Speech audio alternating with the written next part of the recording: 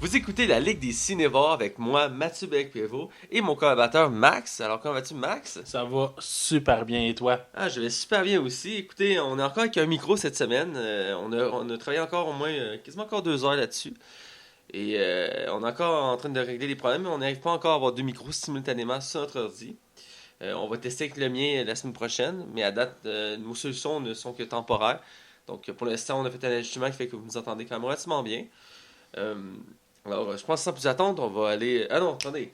On va résumer vite vite l'épisode Et aujourd'hui. oui, ben oui, c'est important. Donc, cette semaine, on va parler du film Jurassic World, mais avant, on va parler de John Hurt. On va parler de Jurassic.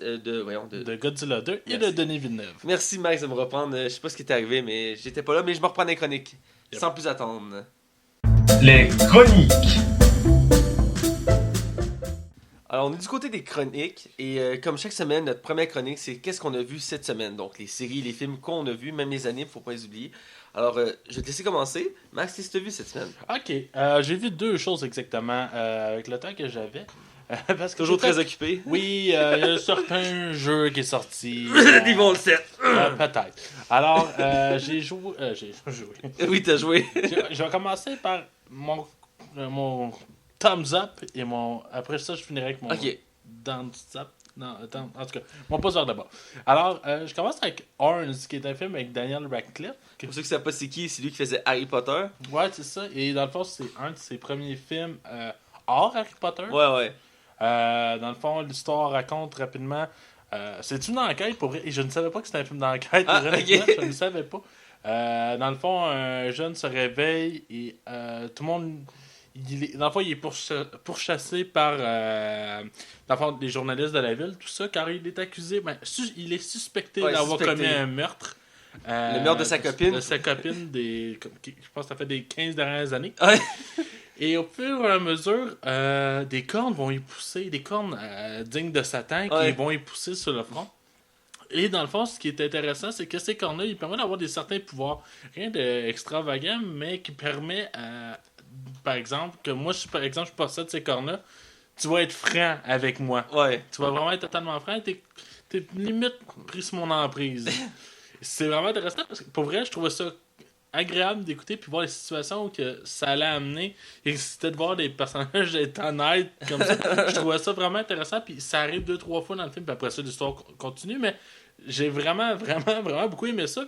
J'étais complètement submergé par le film et je l'ai écouté du début à la fin d'un coup. J'ai vraiment beaucoup aimé ça. Peut-être la fin est discutable. Ouais. C'est subjectif.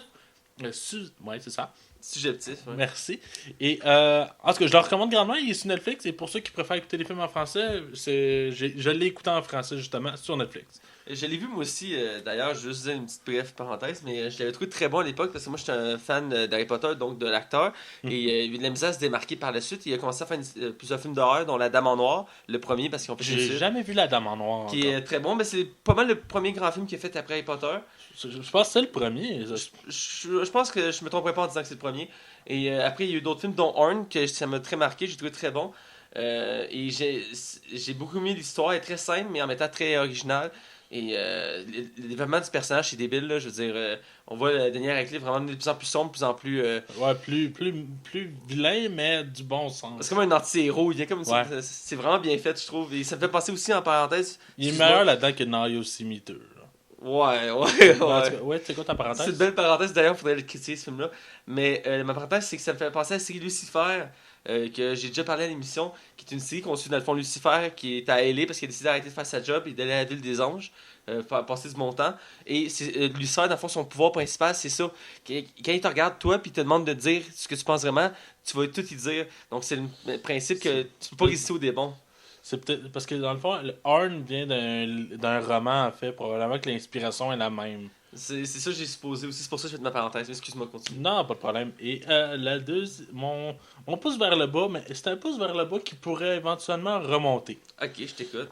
Moi, j'ai grandi avant que les iPads, puis les iPhones, puis les iPatantes existent. Toutes les high. Je lisais beaucoup de comics, mais de comics de Archie et compagnie, dans le fond, qui est Archie Ouais. Comics. Archie, pour ceux qui résumé très banal, est un jeune vivant aux États-Unis entouré de ses amis, et des moments rocambolesques arrivent. Ce qui représente quand même relativement bien les adolescents. Surtout que les bandes dessinées datent de vraiment beaucoup de temps. Là. Ça fait 50, 60 ans que ça roule. Et peut-être des situations qui ont évolué depuis, là, mais c'est quand même une bande dessinée qui, vraiment, au fil des années, là, actuellement, il est comme à son apogée. Il se renouvelle tout le temps. Et dans le fond, moi, j'ai grandi avec ça. Mon père me les a donné, que son grand-père, que son propre père y avait donné. Alors, c'est 3 générations qui lisent ces archives-là. Et j'ai lu encore, mais relativement moins, malheureusement, parce que l'histoire se répète. Dans le fond, où que je veux en venir avec ça, c'est que CW a acquis les droits de Archie Comics. Archie Comics, soit dit en passant, est une série de bandes dessinées relativement très joyeux, très coloré malgré tout, et très juste de mise en situation. Et là, la série est une série qui en plus c'est diffusée sur Netflix. Alors je l'écoute en parallèle sur Netflix. Puis les épisodes sortent à chaque semaine et non d'un coup. Dans le fond, ils ont adapté le Archie Comics en une série pseudo-adolescent dramatique tournant autour d'un meurtre. La première vue que j'avais vu, le trailer, le casting m'avait réellement pas convaincu. Probablement parce que le fanboyist en moi parlait beaucoup plus que. Qui acceptait puis voir ce qu'ils vont en faire. Je pense que j'étais comme ah non, mais je vois pas telle personne le faire. Puis j'accepte le choix du casting finalement avec du recul, mais il y a des choses qui m'ont vraiment agacé. Ils sont pas fidèles au... Ouais, c'est ça, c'est trop éloigné, là. C'est très sexualisé aussi. Et Archie... J'ai pas le problème... J'ai rien contre le sexe, là. Quoi mais j'aime... Archie, ça a jamais été ça, son... Tu sais, le premier épisode commence avec Billy Cooper, qui est la blonde, qui se veut comme The Girl Next Door, la voisine d'à côté, qui est en brossière. Ok, on va à la limite c'est passable. Puis qui regarde les abdos d'Archie à travers sa fenêtre. Ils n'ont jamais été voisins, mais en tout cas. Et ça. Puis ils vont chercher des personnages qui sont beaucoup moins connus. Et on a changé la nationalité aussi de certains personnages, mais des personnages. J'ai rien. Ça c'est délicat, mais j'ai rien contre le changement de nationalité d'un personnage, mais. On dirait que dans celle-là, ça me fait un peu de la peine parce que je les aimais comme ils étaient les personnages. Comme Pops, qui est le barman du restaurant, est devenu un Afro-Américain. Regimental, qui est genre le beau gosse de service, est devenu un Asiatique. À la limite, je repasse par-dessus, mais là, c'est tellement mélodrame. Mais l'esthétique de la série, faut que je donne. T'sais, au lieu de juste pitcher des roches, et de très bonne facture, par exemple. Le premier épisode m'a pas convaincu du tout. C'est très mélodrame, puis c'est très... Écoute, c'est comme si j'écoutais les frères Scott. C'est vraiment ça. Alors, je vais laisser une chance pareille à la semaine prochaine dans un nouvel épisode, mais je suis relativement très sceptique. Il faut jamais se donner une bonne... Jamais s'il y a une première impression. C'est vrai. Écoute, ma blonde serait pas avec moi actuellement, autrement. Là, excuse-moi, j'ai fait ça longtemps, mais je voulais en parler vraiment. Alors, c'est correct. Je vais te laisser y aller avec toi, les films et les séries que tu as vues cette semaine. Donc, la semaine passée, je parlais d'un film que j'avais pas eu la chance d'écouter au complet.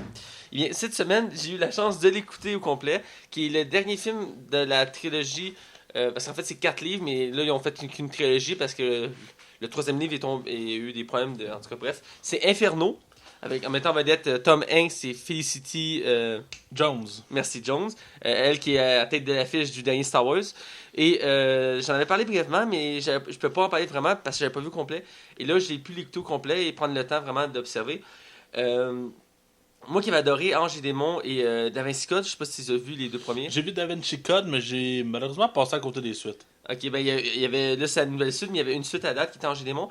Les 2, je les avais beaucoup aimés parce que je suis passionné d'histoire. Donc c'est un prof qui étudie la religion, tout ça, donc c'est très intéressant. Puis c'est intéressant aussi de mélanger l'histoire et l'enquête en même temps. Ouais, ça c'est un beau mix. C'est un beau mix qui fit bien et c'est vraiment bon.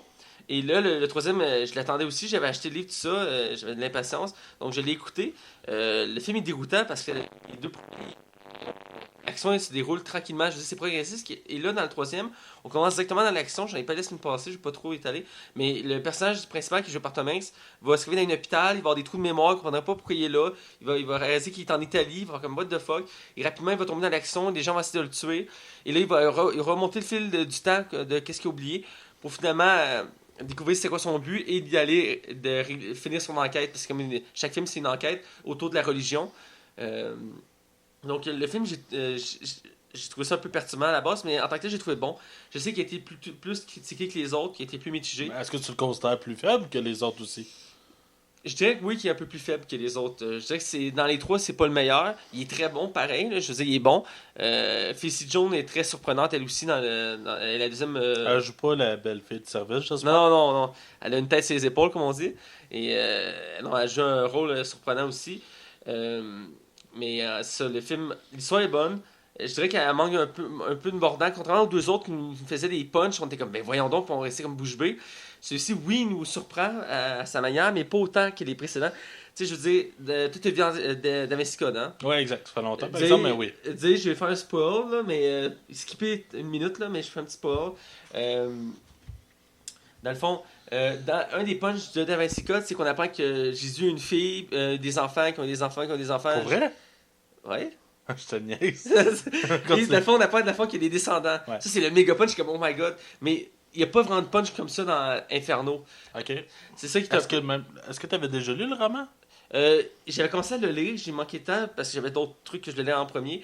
Mais j'ai pu lire des commentaires, des comparaisons du livre et de l'œuvre. Il y a quelques petites différences, mais dans l'ensemble, ça suit quand même fidèlement à l'œuvre. C'est la fin surtout qui a été changée parce qu'elle était trop dramatique pour le cinéma, je crois. Elle était vraiment. Quand tu vas voir le film, tu vas comprendre ce que je veux dire. Mais sinon, l'ensemble du film, il est très bon. Je le recommande. J'ai beaucoup aimé. C'est surtout Tom Hanks. Moi, toutes les œuvres de Tom Hanks. La plupart du temps, c'est des bons films. Là. Tom Hanks, c'est rarement qu'il fait des films de bas de qualité. Là. Je veux dire, j'en ai pas connu vraiment. Ben, c'est la seule licence qui fait une trilogie. Tom Hanks, c'est pas du genre à faire des suites. Là. Non plus, hein, c'est vrai. Histoire de jouer, je pense que c'est son exception. Ouais, mais c'est du voice acting, alors. Ouais. Je sais pas si on peut considérer ça vraiment comme un investissement pour le.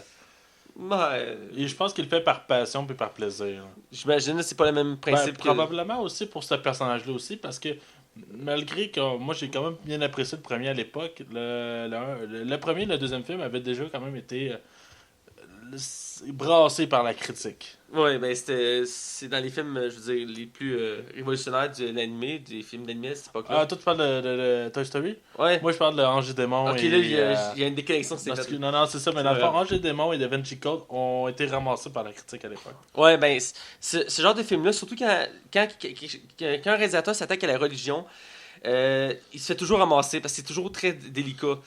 La religion, même si ça paraît pas, est toujours très forte. Et surtout dans tout ce qui est visuel, à chaque fois qu'ils veulent faire une mention, c'est très surveillé. Et, dès qu'ils font de code qui ne fit pas, ils vont se faire ramasser. Donc c'est très difficile. Mais ils ont quand même été bien reçus. Ben, je les ai bien reçus. C'est quand même été marquant comme film. Et donc, bref, Inferno, il est bon. Je le recommande. Écoute-le, tu vas voir, c'est très bon. Okay. Mais il commence par Ange et Démon, même si ça ne suit pas en tant que tel, parce que tu peux écouter indépendamment. C'est quand même une continuité dans l'évolution du personnage principal. Parce que j'avais déjà essayé de réécouter Da Vinci Code, puis bizarrement, le film vieillissait mal. Ah, ok. Moi, ça fait très longtemps que je l'ai pas vu. Ouais, non, c'est ça. J'ai réussi de l'écouter l'année passée et j'ai arrêté à moitié. Le film avait comme vraiment mal vieilli, surtout pour ses mises de situation et ses plans de caméra. On dirait que c'était comme trop léché pour être trop léché. Ok. Ça vient que ça dénature, on dirait comme... C'est le fun quand un plan est beau, mais quand tu le vois que c'est beurré, épais, puis trop c'est trop. Je suis d'accord. Donc, ça, j'ai juste vu ce film-là cette semaine. Là, je vais m'attarder à deux séries que j'écoute, que je vous ai déjà parlé, mais je vais m'attarder parce qu'il y a eu deux événements marquants cette semaine que je trouvais incontournables. La première, c'est la série Gotham. En fait, j'ai trois séries, excusez-moi, je vais vous parler. La première, c'est Gotham. Le dernier épisode, parce que pour ceux qui ne connaissent pas c'est Gotham, j'en ai déjà parlé, mais juste un petit résumé. Ça parle de l'histoire de Batman avant qu'il soit Batman. Enfin, on suit Bruce Wayne qui est adolescent, qui va faire son cheminement pour donner Batman, et on suit la ville, on suit ces événements à travers la ville de Gotham, à travers les yeux de Jim Gordon, qui est détective de police. Et ça me permet aussi de voir la création des méchants au fur et à mesure, même si dans la logique, c'est à cause des méchants existent à cause de Batman. Moi, je considère Gotham comme un univers alternatif, où on peut voir une évolution différente de l'univers, qui est très intéressante. Et là, il avait déjà introduit dans les saisons précédentes, mais à petite dose, et c'est pas vraiment officiellement lui. Et là, dans le dernier épisode, ils ont vraiment officialisé qu'un des personnages qui était dans la série, qui s'appelle Jérôme, c'est Joker dans le fond, qui est comme réintroduit parce que dans la précédente saison, il était comme excuse-moi du spoil, là, mais il était comme mort. Là. Puis là, ils l'ont comme ramené dans la saison 3. Parce que de toute façon, t'as vu tous les spoils, les images sur Facebook qui ont passé. Et de toute façon, je compte pas réécouter la série, je passe à côté. Bref, la performance, je voulais m'arrêter là-dessus parce que l'acteur, c'est un acteur très jeune quand même. Je sais même pas s'il est majeur, mais il donne une performance, il y a une prestance, il donne une performance, là, ma foi, là, c'est troublant. Là. Dès les premières minutes qu'on le voit revenir dans la série, dans la saison 3 de cette semaine, on est absorbé. Là. Je sais pas il s'est basé sur les œuvres, il a lu les œuvres tout ça, des comics, mais sa performance, vraiment, je l'ai préféré à la performance du Joker dans Suicide Squad. Puis j'ai quand même trouvé très bon la performance dans Suicide Squad de Jared Leto. Mais cette performance-là m'a vraiment démarqué. J'ai trouvé vraiment. Est-elle plus proche d'un Jack Nicholson, d'un Heath Ledger, ou on va complètement ailleurs là? Je te dirais que c'est un peu comme un Heath Ledger, mais c'est vraiment plus proche du comique. Vraiment le Joker, il ressemble plus au comique, mais il me fait penser à Heath Ledger, entre autres. C'est un plus sombre, plus psychopathe. En proie à la folie, il n'arrête pas de rire. Il est sérieux, mais à la fois il est drôle. Le Joker de Suicide Squad, il est comme très sérieux, il fait des jokes, mais il reste tout le temps sérieux. Il rit pas beaucoup. Que ce Joker-là, il rit vraiment, puis c'est un rire vraiment du Joker, vraiment profond. Là, que j'aimais, ça fait longtemps qu'on n'a pas entendu. Un peu comme la version du Joker qu'on a droit dans la série de jeux vidéo Arkham, Batman Arkham. Il me faisait penser à lui. Okay. Plus proche des comics, donc j'ai bien aimé pour ça, je voulais en faire la mention. Ma deuxième, c'est une autre série de super-héros qui est Legend of Tomorrow. J'en ai déjà parlé ici, c'est une série dans l'univers des séries Arrow et Flash. C'est la troisième, mais si on n'inclut pas Supergirl qui vient d'être introduit. Et cette semaine, on fait un épisode très drôle que je voulais en faire mentionner. Pour ceux qui connaissent pas la série, je trouve que c'est une belle occasion de la découvrir. Avec le regain de Star Wars. Ils ont fait un épisode autour de Star Wars. Dans le fond, c'est que le fond des Legend of Tomorrow, c'est des super-héros qui sont dans un vaisseau et leur but c'est de protéger le temps. Donc ils voyagent dans le temps pour empêcher le temps de changer. Donc là, ils reçoivent un message d'une anomalie qui dit que qu'il se passe de quoi dans les années 70 ou 80, je suis plus certain 70. Et là, ils vont, là, ils apprennent à fond qu'à cause d'un certain événement, je ne veux pas trop parler des spoilers, George Lucas a décidé de plus être réalisateur. Donc, il décide de devenir assureur. Fait que là, à cause de ça, ça chamboule tout l'univers des super-héros. Et deux des super-héros de la team ont plus leur pouvoir parce que c'est à cause de George Lucas qui ont voulu devenir super-héros. Dont un qui se faisait une armure. Pour venir, il y a une armure style Iron Man. Puis il serait jamais devenu scientifique s'il n'avait pas vu les films de science-fiction de Star Wars. Donc c'est très drôle. Est-ce que George Lucas est dans la série? Oui, et là il y a l'acteur. C'est vrai là. Non, c'est un acteur qui ressemble. Ok, je trouve ça bizarre là. Puis il est vraiment la barbe, tu sais, il ressemble vraiment, puis c'est très drôle. Puis... Est-ce qu'il souriait le personnage? Non, il souriait pas. Ok, c'est beau. Mais c'est juste très drôle parce que en ne faisant pas le film de Star Wars, ça fait des répercussions monstres dans l'univers, la science-fiction. ça fuck toute l'histoire, fait que je trouve ça très drôle qu'il y a juste un. C'est intéressant, sérieusement. Là. J'ai aimé le concept, puis à un moment donné, juste une petite scène vraiment drôle. À un moment donné, avant la fin, les méchants, ils pichent les super-héros dans une benne à ordures, puis ils sont pris là, puis la benne à ordures est en train de se fermer. Ok, ouais. Puis là, ils sortent un poteau, puis ils sont comme, oh my god, on va mourir. Puis c'est comme la même scène que dans Star Wars. Donc j'ai trouvé ça très drôle. Excusez-moi. Je savais pas que c'était tourné humour, le Legend of Tomorrow. Ben, dans ces séries-là, il y a toujours un peu d'humour. C'est jamais trop intense, mais il y a quand même un peu. Puis c'est des séries tournées sur CW. Donc eux, ils font pas des séries tout le temps. Dramatique. C'est ça, tu sais, ils sont vraiment. Il y a une. À part Riverdale, là, mais. Je connais pas. La série que j'ai parlé tout à l'heure. Ah, excuse-moi. Excuse-moi. Vous voyez comment je suis. Bref. Il m'écoute. CW, ils font pas des choses généralement très sombres, mais ils mettent c'est nuancé, tu sais. C'est un peu comme Marvel, tu sais, c'est comme nuancé. Et donc c'est ça, j'avais bien aimé l'anecdote, ça me donnait le goût de continuer à se laisser, parce que des fois il y a des séries comme ça qu'à un moment donné tu perds un peu le goût. Et juste ça m'a fait sourire, ça m'a fait passer un bon moment, et ça m'a donné le goût de continuer à l'écouter. Je vous invite à écouter l'épisode, c'est vraiment très drôle, surtout pour les fans de Star Wars, c'est vraiment le fun. Et la dernière série, ben...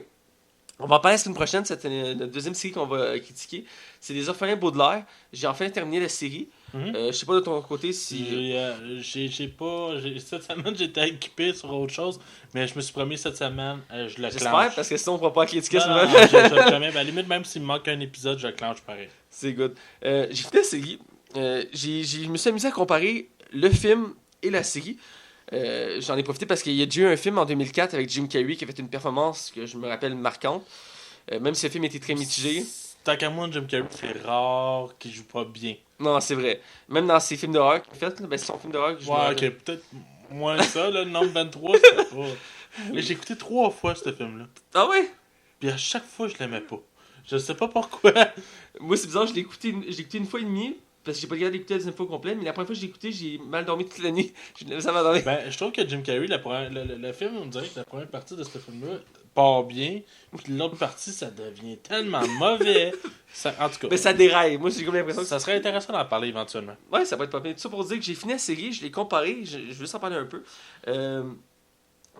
Moi, dans ma tête, je me souvenais des événements, parce que le film, j'avais vu. Et là, dans le fond, la série, comment elle marche, c'est que chaque deux épisodes est basé sur un livre. Il y a 13 livres. Ils ont pu de faire 3 saisons. Et là, les événements de ce livre-là, la première chose que j'ai constaté, c'est que la fin du film, c'est le début de la série. Là, vous allez me dire comment ça se fait. C'est parce que, pour ceux qui ont vu le film, et vous avez rappelé qu'il y a une scène de mariage dans le film. Ça allait dans les détails, là. Ouais, c'est ça, je vais pas plus loin dans les détails, mais il y a une scène de mariage, point. Et cette scène-là, ben, elle est mise au début de la série et non à la fin, parce qu'ils suivent les livres. Donc, c'est la première chose que j'ai remarqué. Mais la deuxième chose que je trouve intéressante, c'est qu'il y a beaucoup de choses fidèles. Les décors sont très similaires, les personnages, ils ont changé quelques acteurs, mais tu sais, selon la description qu'il y avait dans les livres, c'est comme quand ils ont décidé de prendre une noire faire Hermione dans la pièce de théâtre. Si t'as pas la description complète, tu peux t'amuser à faire quelques changements. Et là, c'est là que tu vois la grosse différence. Exemple, mettons, dans les films, c'est Meryl Streep qui va faire la tante des orphelins, mais dans la série, c'est une actrice noire qui joue dans Luke Cage. C'est elle qui se présente en politique, là, elle est pas très connue. Ok, oui. En tout cas, fait que là, ils ont pris une actrice noire, c'est un peu le même principe. Vu qu'il n'y a pas super décrit dans le livre, ils ont pu s'amuser avec ça. Je trouve ça intéressant comme. Ben, c'est des modifications mineures rendues là, en tant qu'à moi. Là. Ouais, ça change pas l'histoire. Mais quand tu as vu le film, c'est là que tu vois la différence, c'est quand même intéressant. Mais sinon, les décors, vraiment, c'est très similaire. Les personnages. Et j'étais en train. Au début, j'étais très Jim Carrey, mais Neil Patrick Harris, Ouais, exact.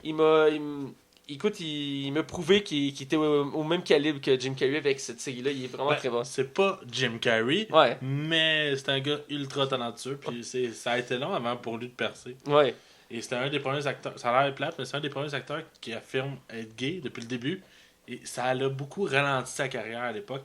Mais aujourd'hui, je pense que je pense que c'est Barney qui s'appelle dans How to Meet Your Mother. Ouais. Ouais, écoute, ça l'a propulsé. Là. Ça, puis comment ça s'appelait la trilogie de films là, de Potter, voyons. De Potter. Harold et Kumar. Alors, comment, oui. Qui jouait le gars qui couchait avec toutes les filles, mais dans le fond l'acteur il est gay. Là. C'est bon. Ouais, non, je suis d'accord. Mais ça vraiment, ça couper le souffle parce que dans à chaque fois qu'ils font un nouveau parent, il fait un nouveau personnage. Ouais. Et c'est vraiment. À chaque fois, t'es comme, tu trouves ça drôle, pis c'est vraiment bon. Parce que la série, même le générique, j'en ai parlé la semaine passée, mais le générique, là, tu l'écoutes. Moi, je sais pas si tu l'écoutes en français ou en anglais, toi, la série.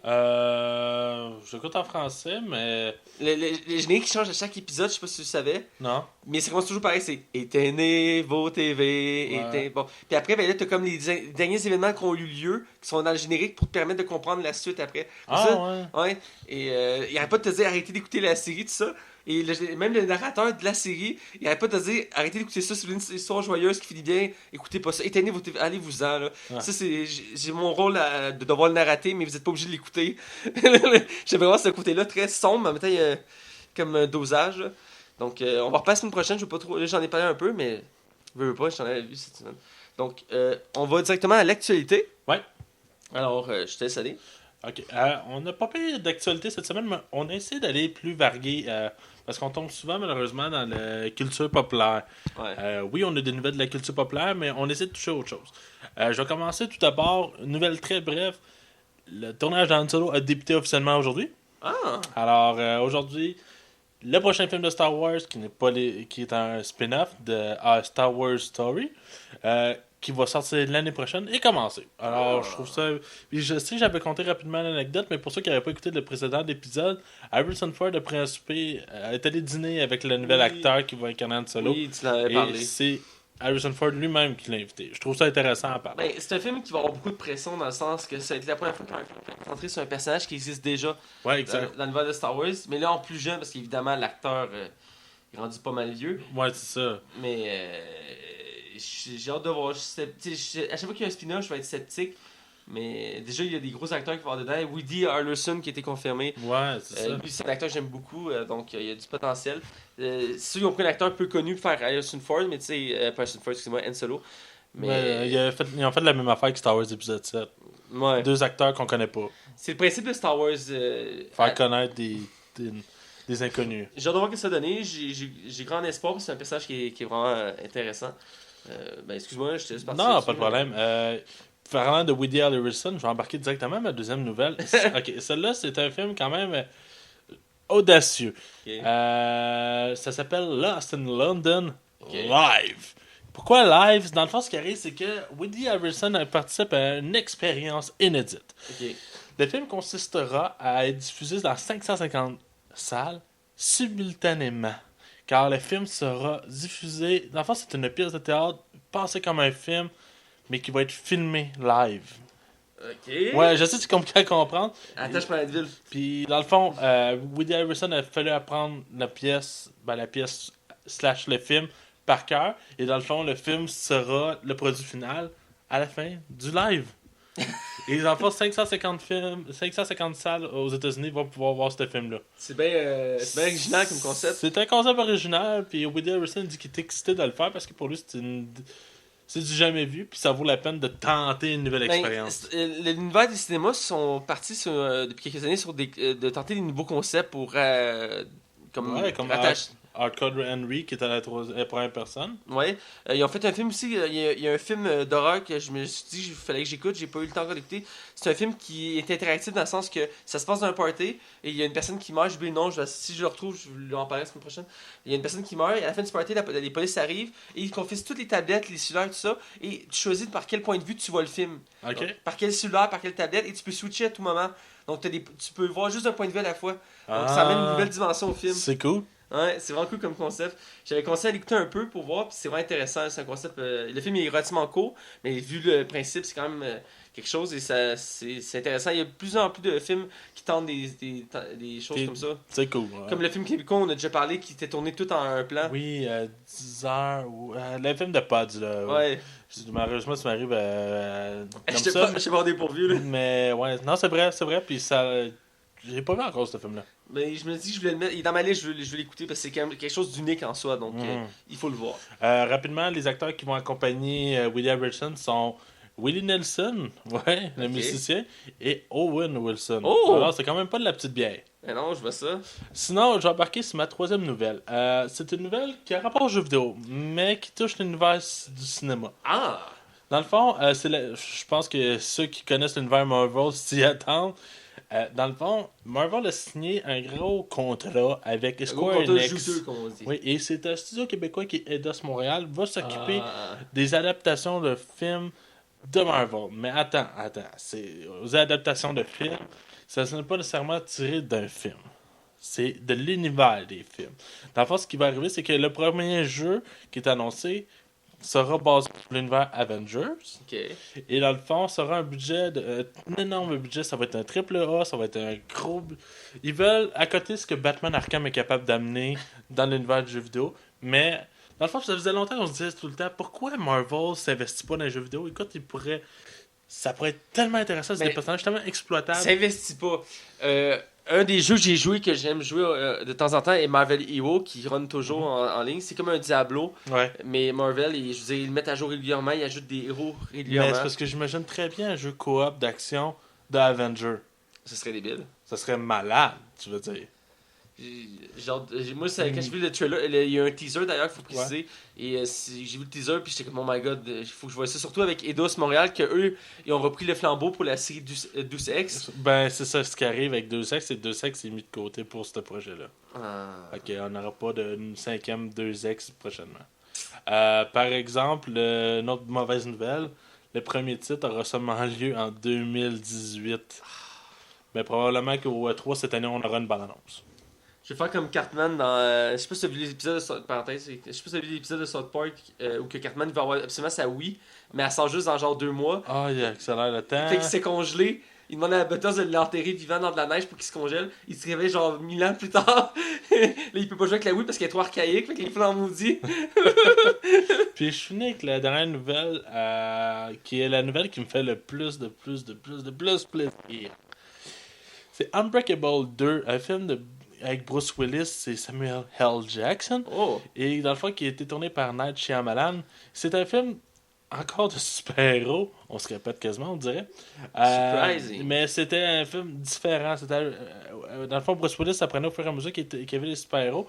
Et qu'il y avait des super-héros. Qu'il y avait des super-pouvoirs d'être indestructible. Et c'était vraiment intéressant parce que c'était pas seulement. Le personnage en soi ne voulait pas être un super-héros. Mais par la contrainte de la vie, ben, il devient par l'être. C'est vraiment, vraiment, vraiment un bon film. Que vous aimiez, oui ou non, les films de super-héros, ça rentre même pas dans la catégorie super-héros. C'est un des meilleurs films de sa carrière à Night Shyamalan et je le recommande fortement. Et il a dit que, vu qu'il vient de finir Split, il embarque exactement sur le projet de faire ce film-là, qui est Unbreakable 2. Et Bruce Willis semble être partant. Probablement parce que sa carrière est en déclin. Ouais, c'est ça que je trouve triste de Bruce Willis.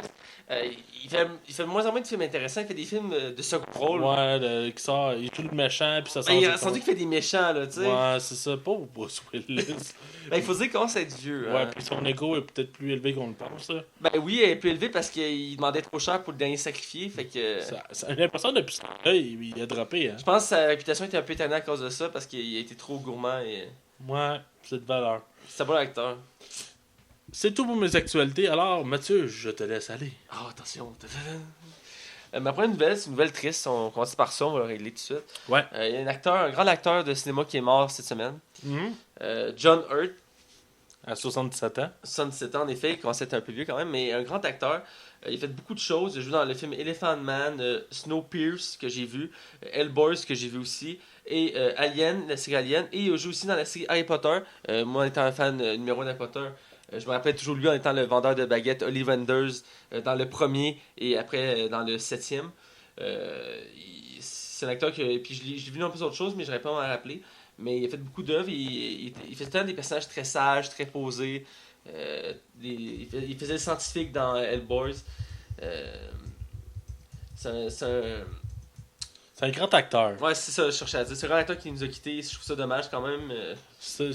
Il aurait pu être bon comme. Il aurait pu être un bon Dumbledore, ça aurait pu. Ça aurait pu, ouais. Sérieusement, c'était vraiment un haut calibre comme acteur, puis ça me fait beaucoup de peine. Ouais, moi aussi, ça fait beaucoup de peine. Quand j'ai appris ça, je suis comme, mais voyons donc. Et c'est le cas de dire, 2017 commence brut quand même.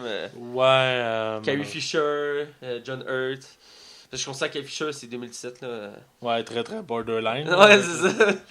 Ouais. En tout cas, ça, c'est ma nouvelle triste. On va tout de suite changer de registre. Je vais parler de Millie Bobby Brown. Rejoint le casting de Godzilla 2. Cette actrice-là, pour ceux qui ne la connaissent pas, c'est la jeune fille dans Stranger Things, la série acclamée par le public. C'est une des meilleures séries que j'ai écoutées de 2016. Il faut vraiment que je l'écoute. Écoute, je la repousse, je l'ai téléchargé sur mon ordi, je l'ai dans un fichier. Je pense que c'est 8 épisodes. Ouais. Là. Tu clenches ça à une soirée. Journée, c'est tellement bon. Ouais. C'est vraiment bon. Ça, pour dire, elle est récente, donc c'est une actrice peu connue, mais. Elle est très jeune. Elle est très très jeune. Et elle vient de rejoindre le casting de Godzilla 2. Donc, je me demande ce que ça va donner, quel rôle qu'elle va faire. C'est pas confirmé sur encore. En tout cas, ça regarde pour pas être ça regarde pour pas suivre le couple du premier film. Probablement parce que les deux étaient fucking plates puis que les deux étaient vraiment pas pertinents. Mais on verra bien. C'est vrai que le couple c'est le point mort du film. C'est pas Godzilla le problème du film. Ce qui est ironique, c'est que ces deux-là ont été revus ensemble après dans Avenger. Ouais, ils jouaient frère et sœur. Ouais. Puis dans ce film-là, c'était un couple. Ouais. Ironiquement. L'ironie est intéressante. Donc je suis curieux de voir quel rôle qu'elle pourrait faire, parce qu'une petite fille, je vous ai peut-être fait la fille du personnage principal, je sais pas. Ouais, peut-être. Parce que le scénario n'est pas encore sorti. Donc, le casting non plus, à part elle. Ouais. Mais j'avais lu que le scientifique du premier va revenir, là. Ouais, bah, ça me surprend pas. C'est lui l'expert, c'est lui qui parle le plus long de Godzilla. Donc, en tout cas, on va voir ce que ça va donner. On voit que sa carrière est bien lancée pour elle. Parce que, je veux dire, elle est partie sur une série à succès, et maintenant, là, ça va. Godzilla 2, c'est le premier film d'une saga, parce que là, ils veulent faire. Le deuxième film, là. Ouais, ben, excusez-moi, c'est qu'ils veulent partir d'une saga d'univers des monstres, là. Pas les Monsterverse, là. Donc, ça va venir big, ça aussi. Donc, c'est un peu comme les Avengers à l'époque. Donc, c'est un fort potentiel. On parle aussi d'un Québécois. Ouais. Denis Villeneuve a été nominé aux Oscars pour le meilleur film et pour le meilleur réalisateur. Pour The Arrival. Il était nominé aux Oscars, c'est le bon de le préciser. Ouais, c'est très prestigieux. C'est parfait à beaucoup de réalisateurs québécois.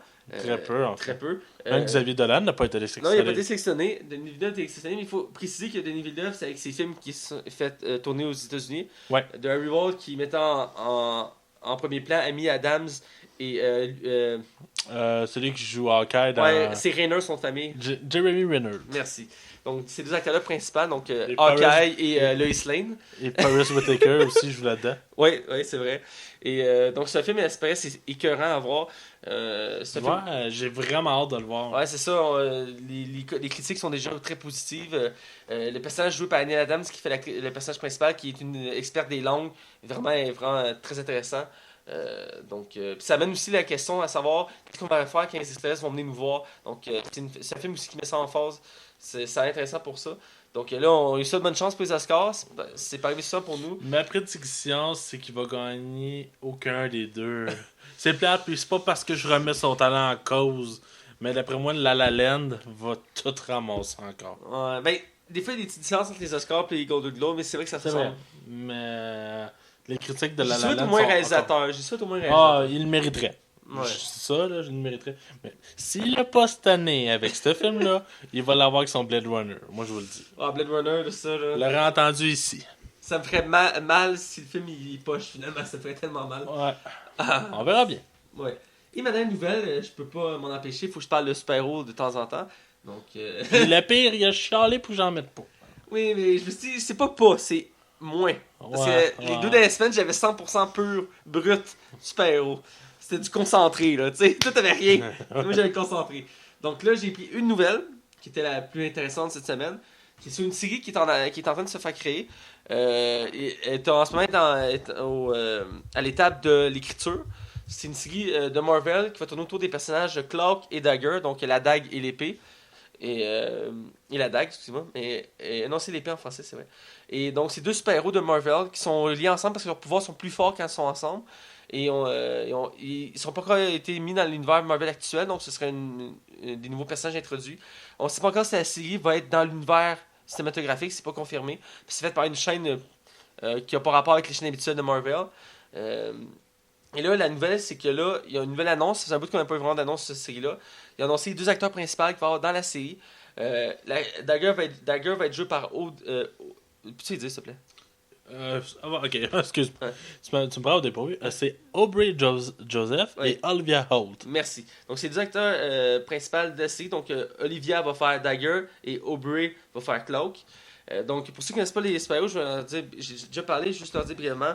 Dans le fond, Cloak, c'est un homme noir qui a une cape qui relie une dimension noire. Et il peut s'en servir pour se téléporter dans cette dimension-là et d'un point à l'autre sur Terre.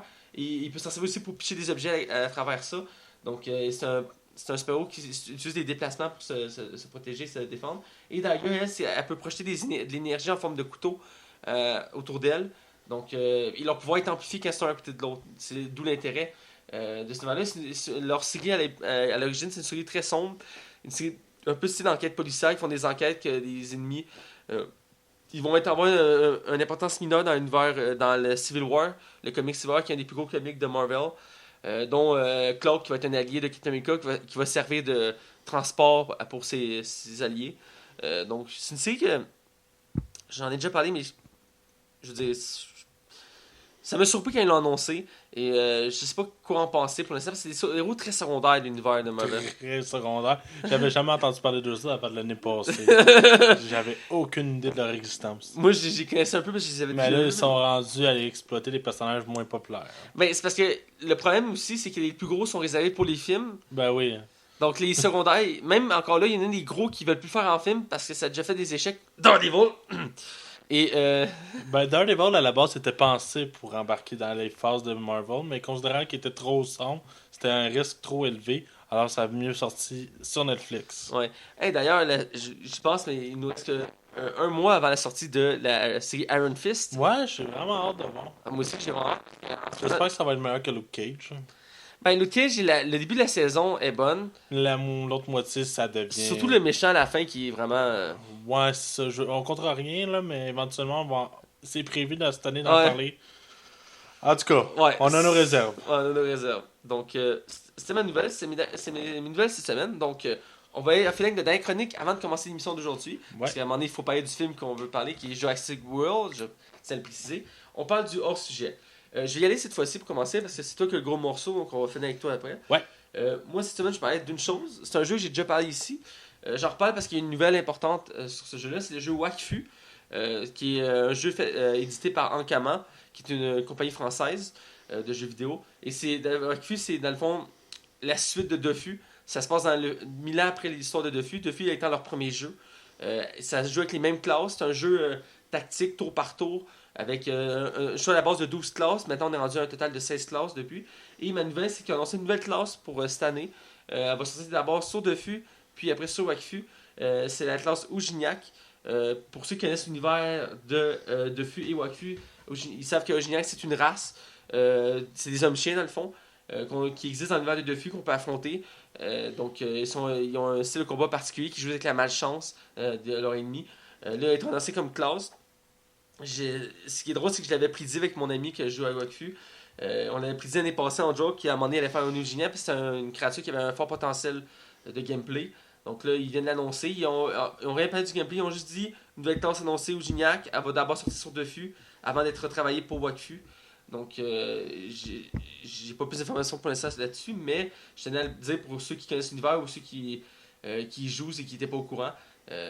En même temps, j'ai remarqué depuis plusieurs années qu'ils ressortent des classes de plus en plus régulièrement pour garder le regain des joueurs sur le jeu. Parce que c'est un peu la manière de World of Warcraft qui sort de plus en plus d'extensions pour garder les membres. Mais j'imagine que Wakfu, c'est gratuit, par exemple. Oui, à la base, le jeu Wakfu, ils l'ont rendu free-to-play depuis l'année passée ou 2 ans. Il est free-to-play. On peut payer, évidemment, pour avoir des bonus et tout ça, Ouais. comme tout free-to-play. Mais oui, le jeu est entièrement jouable gratuitement. Ben, c'est un nouveau modèle d'affaires que j'apprécie pour vrai. Rainbow Six fait ça, Overwatch fait ça. Dans le fond, on crée des classes de personnages, on les donne gratuitement, car ça regarde la communauté. Mais dans le fond, c'est avantageux parce que soit que le monde va payer pour les esthétiques, ils vont payer pour des coffres de ravitaillement. Alors pour eux autres, c'est aussi bien de te garder longtemps que juste on va t'en donner des nananes, tu veux des nananes, on va t'en donner des nananes. Un autre bon exemple, c'est le MMO sur Star Wars Old Republic. Ouais, il roule encore. Ouais, qui va mieux depuis qu'il est free-to-play parce qu'il perdait beaucoup de joueurs. Ils ont dû fermer des serveurs et depuis la nouvelle façon qu'ils l'utilisent, il va bien. C'est ceux qui payent sont. Le problème, je trouve, des free-to-play, c'est que si tu payes. Il y a certains jeux qui sont moins payés que d'autres, mais il y a des jeux un peu comme Star Wars qui peut être vu. Qui peut faire en sorte que tu sois un peu plus meilleur. Il y a des jeux qui c'est payé, il y a des jeux comme des jeux de shooter comme Counter-Strike ou des trucs du genre. Ben, même le dernier Call of Duty, qui est un jeu payant, il y a des coffres de ravitaillement avec des armes qui sont surpuissantes. Mais des fois, faut que tu payes pour avoir ce coffre-là. Alors, en tout cas, ça te débalance. Ça gosse souvent dans ce genre de jeu-là. C'est mon commentaire, c'est la seule chose que je vais parler dans leur sujet, donc je te laisse y aller. Ok, moi je vais parler de deux choses. Je vais y aller avec un que je vais aller brièvement et l'autre, je vais m'étirer, tu t'en doutes. Ouais. Ok, je vais commencer avec For Honor. J'ai eu la chance d'avoir une clé pour la bêta qui est passée en fin de semaine. Pour vrai, c'est un jeu qui m'excitait parce que j'aimais le concept de. C'est un jeu de chevalier multiplayer. Moi, je trouvais ça intéressant parce que moi, j'adore les shooters, mais j'aime qu'on essaie des choses, qu'on n'est pas tout le temps sur la même base. On tente des choses, on essaie de faire des choses. Bon, ben, on s'en va ailleurs. Puis il faut que je donne un thumbs up à Ubisoft. On leur lance souvent des tomates, mais c'est honorable d'avoir fait quelque chose aussi. C'est pas. On révolutionne rien. Parce que le concept reste le même que Rainbow Six peut être. Ben c'est ça, c'est pas impressionnant comme gameplay, mais c'est le concept en soi qui est intéressant. Ouais. Dans le fond, rapidement, il y a dans la bêta, il y avait 3 modes. Je crois qu'il y a 5 modes au total. C'est du 1 contre 1, 2 contre 2 et du 4 contre 4. Et le 1 contre 1, dans le fond, c'est des combats d'épée 1 contre 1. Même affaire pour le 2 contre 2. Le 4 contre 4, par exemple, ce qui est intéressant, c'est que c'est de la capture de zone. Alors, il va falloir que, par exemple, je dis « Hey Mathieu, va-t'en à A, je vais aller à C. » Pendant que, je sais pas, Joseph va aller défendre à B. Mais lui, dans le fond, le temps qu'il va être à B, il va vouloir battre les minions qui sont là pour pouvoir conquérir cette zone-là. Okay. Mais il peut être contré par les joueurs adverses. C'est vraiment cool. Puis le système de contrer et de donner des coups, peut-être pas évident à comprendre au début. Est-ce que le gameplay encourage le fait de cliquer à répétition ces boutons pour frapper? Ben, j'aurais dit oui au début, mais non. Non. T'es mieux de pas nécessairement prendre ton temps, mais d'analyser. Ok. voir comment le gars joue. C'est l'autre côté, là, le gars, tu vas le voir avec ses bottes dans le smash. Tu le remarques. Ok. Fait que il est plus facile à contrer dans ce temps-là. Je te dirais que peut-être de montrer plus clairement où l'adversaire va bloquer ou attaquer, ça serait peut-être le seul vrai défaut que j'aurais à dire au Ok. jeu. Puis, en tout cas, mais il y a une customisation intéressante dans le jeu. Il semble avoir des plans pour au moins pour la première année, qui est du contenu gratuit tout au fil de l'année. C'est vraiment une recette intéressante Ok. pour eux. En plus Ok. d'avoir une campagne dans le jeu complet. Et c'est pour ça, entre autres, que je voulais jouer à ce jeu-là, c'est pour la campagne. Et parce que je suis pas très multijoueur, comme tu le sais. Mhm. Mais c'est un jeu quand même qui m'intéresse assez pour multijoueur parce que pour le concept en soi, d'être. Parce que t'es pas juste chevalier, hein. Non, t'es soit samouraï, tu Ou, peux, viking. viking. C'est comme 3 factions. Ben, comme moi, j'ai un petit crush pour viking. Ah, ben moi, j'aime les 3. Ça, le problème, je sais pas si j'arriverai à me décider. Parce que Ouais, ben, l'avantage que c'est que tu choisis une faction au début. Ok. Et cette faction-là, si elle gagne la première saison, qui est de 10 semaines, excusez, tu reçois des récompenses, mais tu peux jouer n'importe quel personnage à n'importe quelle partie. Tu n'as pas besoin d'être 4 vikings. Ça peut être un viking avec un samouraï, avec un chevalier. C'est pas grave, ça change rien au jeu, dans le fond. Ok. C'est ça, faut que je l'essaye. Là, quand tu me dis la bêta va être disponible. Oui, c'est ça, ça a été annoncé aujourd'hui qu'il y aurait une bêta ouverte. Ok. Fait que, do it. Inquiète-toi pas. Et c'est quoi l'autre que tu veux t'étirer Ok, là En fait, je le sais, mais je veux que tu le dises.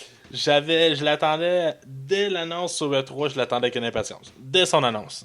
C'est Resident Evil 7. Je tiens à préciser d'avance, je n'ai pas essayé avec la casse VR parce que je n'ai pas 700 balles. S'il l'aurait, il le ferait. Ben oui, c'est sûr que oui. Ben, en tout cas, je pense que je serais capable. Là, parce que, écoute, je l'attendais avec impatience. Pour vrai, j'avais tellement hâte à cette sortie-là. C'était le jeu que j'attendais probablement le plus cette année avec Yooka-Laylee. Je reviendrai là-dessus éventuellement. Ok. Pourquoi? Parce que c'est un retour aux sources sans être un retour aux sources. On revient aux bases de ce qu'est Resident Evil, l'horreur. La survie horreur, ouais. Oui.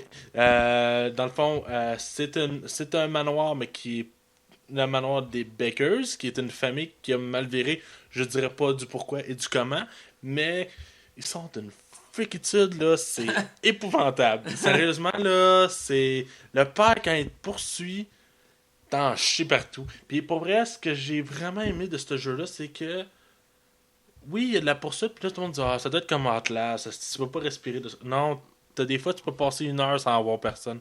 Que tu vas juste être avancé, puis chercher, puis faire des énigmes. Et le manoir est tellement agréable à visiter à gauche à droite. Tu sais, tu le vois, il manque une clé serpent pour ouvrir telle porte. Ben, c'est intéressant d'avoir la clé, de vouloir aller chercher cette clé-là. Parce que quand tu l'as, tu sais que tu ouvres plein de portes. Puis tu as hâte d'aller découvrir chaque zone puis de fouiller. Par exemple, tout n'est pas rose.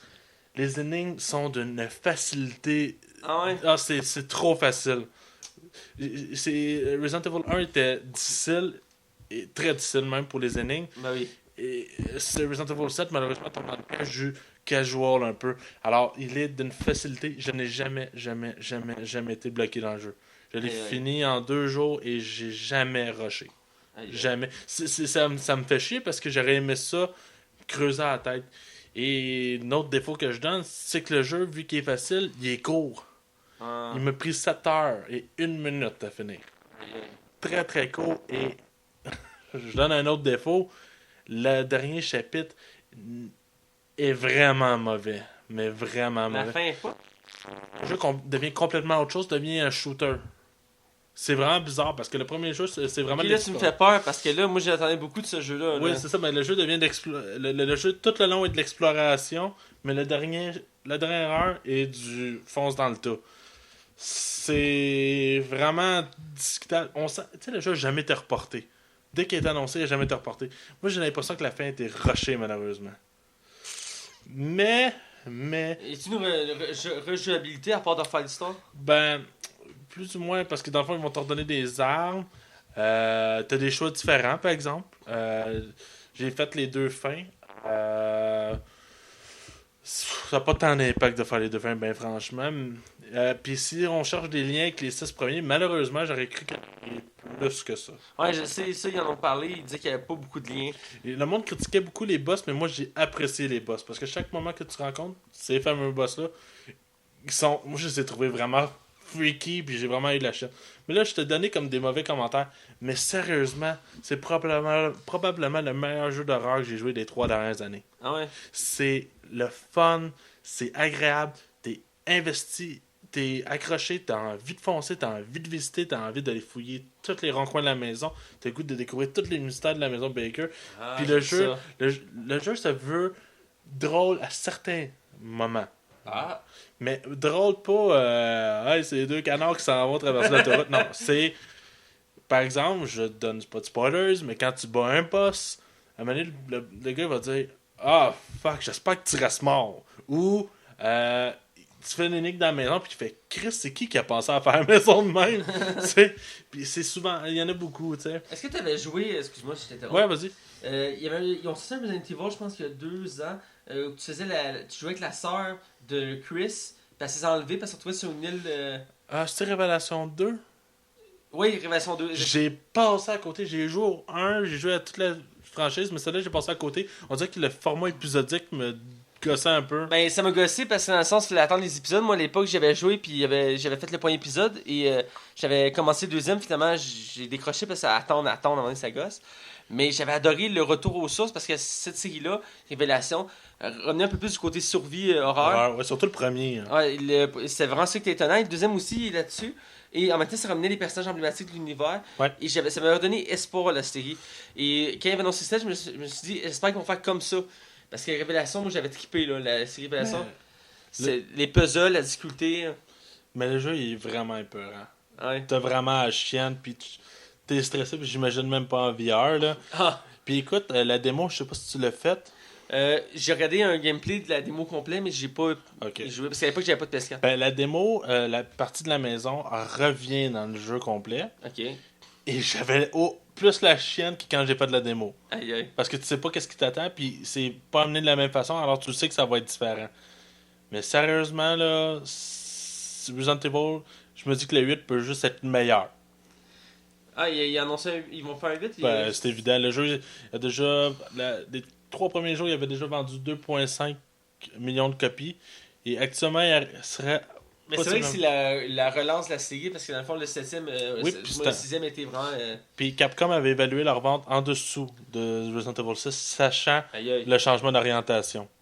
Mais tu sais, on dit souvent, on dirait que les compagnies ne croient pas à ça, mais le bouche à oreille marche fort. Batman v Superman l'a compris. Il s'est fait ramasser raide le film. Mais les 3 premières semaines que le film est sorti, il a roulé comme ça se peut pas. Mais après ça, il a tombé Ouais. radicalement. T'aimes ça en parler, hein, toi? T'aimes ça en reparler? Oui, mais. En tout cas, Resident Evil 7, à part si vous voulez pas investir 90$, achetez ça. Heureusement pour moi, je n'aurais pas à investir parce que mon bon ami Max va me le prêter. Ah ouais, ça va être la 3e personne que je le prête. Le jeu est sorti il y a même pas une semaine. Oh, mais toi, t'es une brute, tu finis jour de jour. Là. Mais il est facile. C'est ça qui me. En tout cas, c'est peut-être. Mais c'est ça que tu vas aimer. Ok. Je suis sûr que tu vas aimer ça. Ok, parfait. Écoute, je vais t'en donner voyons, comment. Je vais t'en donner ma critique dès que je vais pas pouvoir y avoir joué. Peut-être Donc- dans un futur projet. Oh. Teaser. Teaser.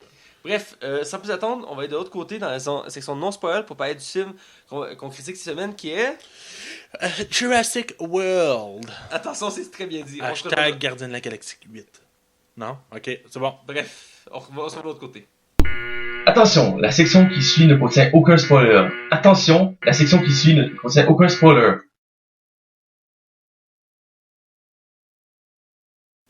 Alors, on est du côté non-spoil. Et là, cette semaine, on l'a déjà dit, mais je le redis, on parle du film Jurassic World, 4ème de la franchise de la série Jurassic Park.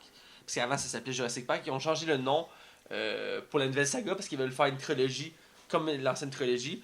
Il faut préciser que la première trilogie était basée sur des livres, exception du 3e. Ou du 2, non, c'est le 3e. Et là, c'est vraiment des œuvres, c'est dans l'esprit de l'univers, mais c'est vraiment original. Le film est réalisé par Colin Trevorrow. Ouais, c'est ça. Il est pas connu, c'est un Yes Man, je pense. Non, c'est pas un Yes Man, mais il commence à percer. Ok.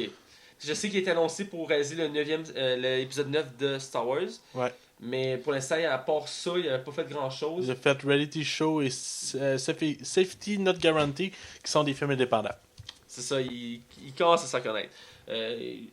pour ce que j'ai vu, pour le film, je dirais que c'est pas un mauvais réalisateur. Je veux dire, Non, mais c'était son premier blockbuster. Ouais. Hein. il y avait une grosse pression. On va reparler dans notre critique générale du film. Le film met en vedette quand même plusieurs grands noms du cinéma, qui est Chris Pratt, qui est l'acteur principal, avec Vincent D'Onofrio, qui est d'ailleurs qui fait le méchant dans Daredevil. Ici, il fait aussi le méchant, mais beaucoup moins percutant, on va en reparler. Il y a aussi l'actrice principale du film, c'est Bryce Dallas Howard. Ouais. Que je connaissais pas vraiment, honnêtement. Je l'ai redécouvert dans Black Mirror. Elle joue dans un épisode. Ah, ok. Moi, j'avais déjà vu vaguement dans d'autres films, mais je m'en rappelais pas vraiment. Et il y avait aussi Omar Sy, qui fait le meilleur ami du personnage principal. Ouais, et qui est un acteur français. Oui, important à préciser. D'ailleurs, j'ai parlé d'Inferno tantôt, mais il joue un des acteurs principaux dans Inferno aussi. Il jouait dans X-Men Day Future Past aussi. Ouais, c'est le grand avec des traces. Ah oui! Merci de me rappeler. Merci, oui. Ouais, mais puis il avait joué dans le très bon film Les Intouchables.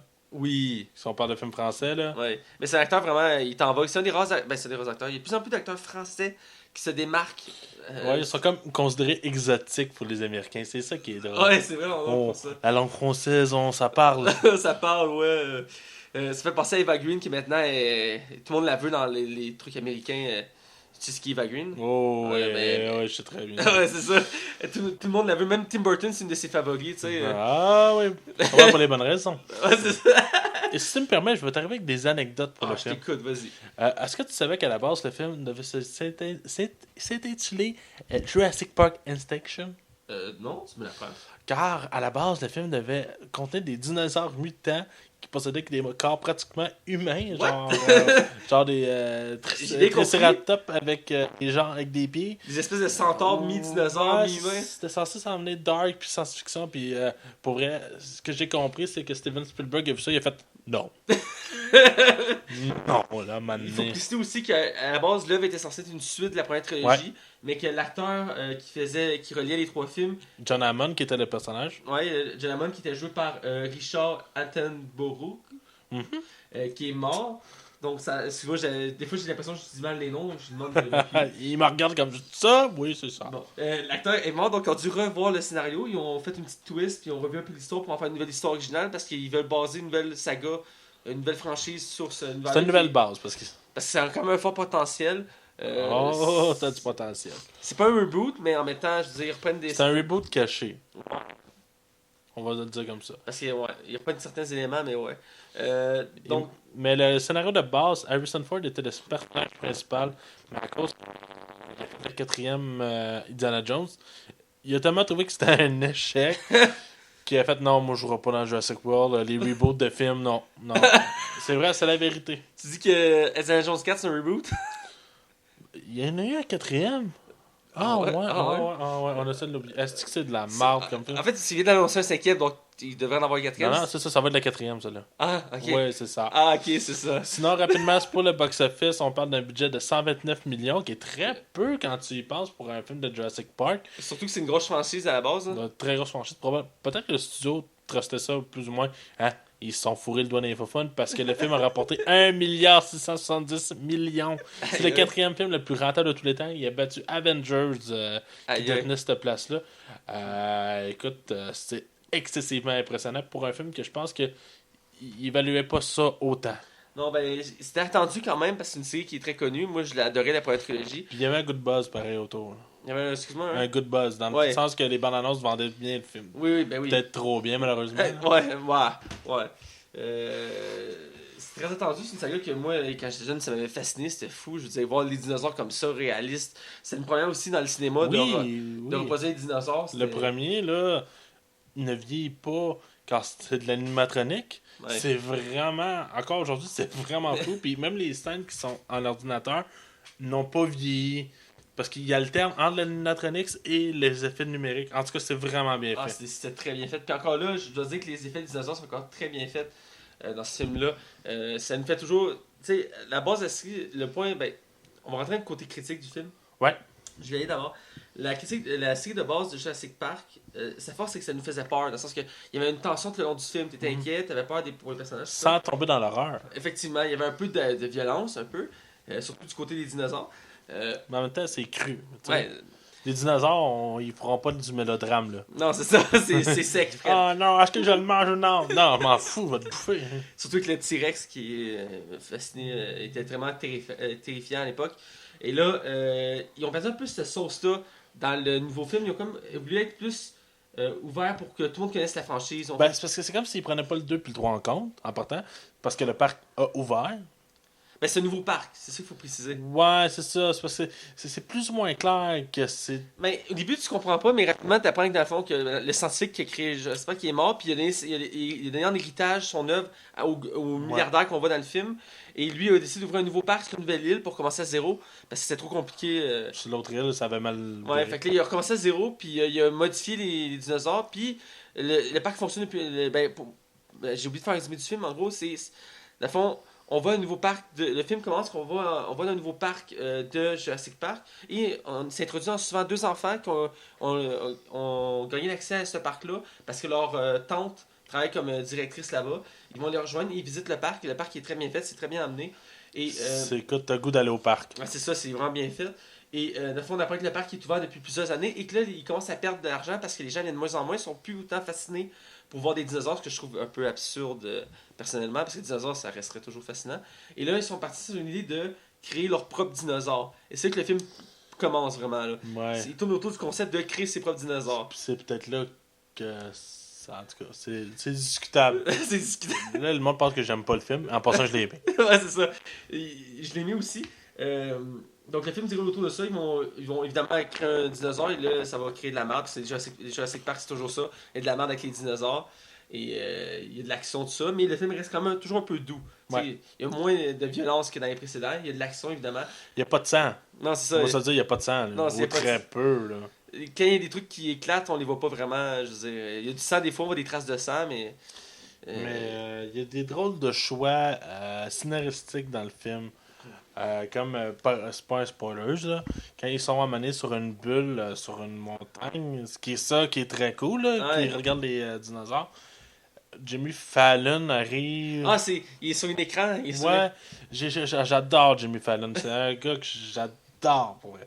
Mais je comprends pas l'intérêt d'avoir mis ça dans le film, tu sais.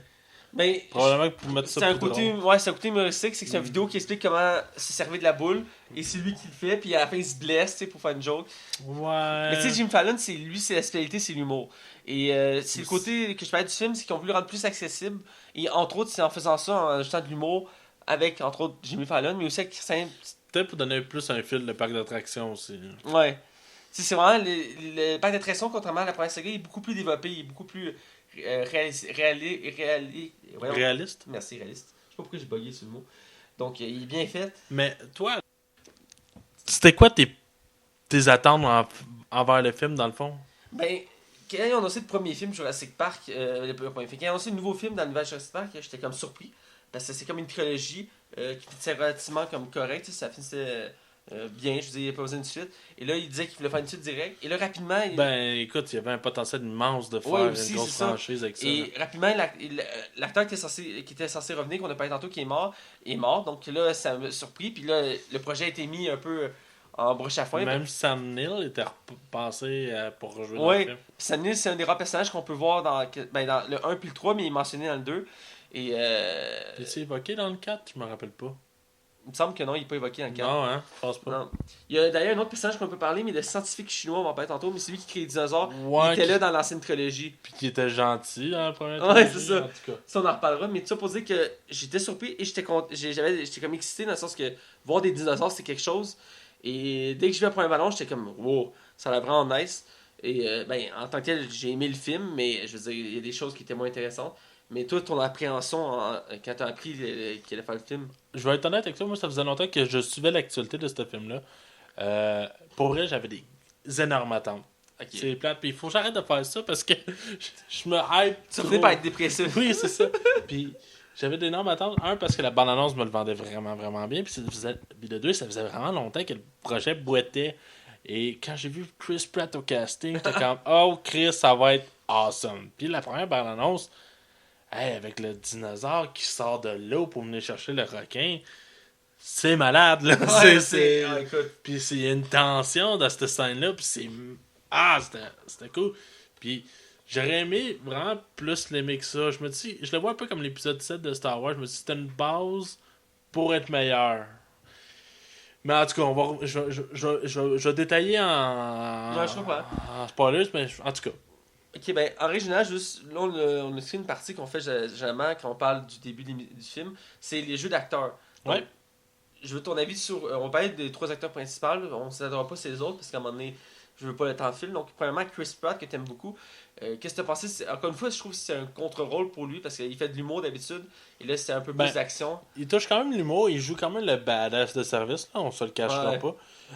Malheureusement, peut-être parce que je le voyais trop comme en Star-Lord. Ouais. C'est plate de le voir comme ça, parce que je m'attends qu'il joue un personnage semblable. Là, il est plus douchebag, over the top. Puis, tu sais, c'est pas un mauvais choix en soi, là, mais je sais pas, je préhendais peut-être des choses que j'aurais peut-être pas dû. Mais il s'en sort relativement quand même bien, là. Toi, Chris Pratt, t'en as pensé quoi? Ben, je te dirais que comme toi, je trouve sentir relativement bien. C'est des acteurs que. C'est des acteurs que j'ai toujours de la misère. Ben, toujours de la misère.